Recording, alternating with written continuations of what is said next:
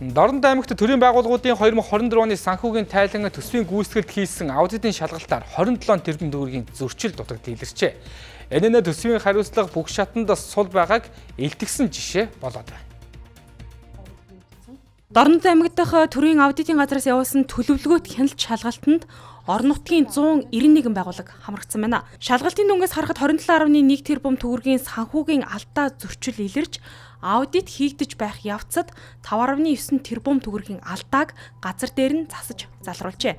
За нэгтлэн бодох бүртгэлийн болон цалингийн нэмэгдэлтэй холбоотой зөрчил түгээмэл байгааг аудиторууд хэлж байна.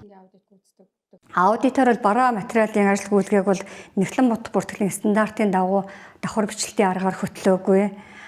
Нийгмийн даатгалын тайланг зөрүүтэй тайлгансан ажлын нэг үр дүнгээр бол хэд хэдэн урамшуулыг давхардуулан олгосон томилтой байх хугацаанд бол цалингийн нэмэгдлийг олгосон зэрэг бол нийтлэг зөрчлүүд гарсан. Мөн бол боловсролын салбарын байгууллагуудад бол төрийн болон орон нутгийн өмчийн хөрөнгөөр бараа ажлын үйлчлэгийг худалдан авах тухай хуулийг бол хэрэгжүүлж ажиллаагүй зөрчил бол өмнөх онуудтай бол давтан гаргасан зөрчлүүд байсан.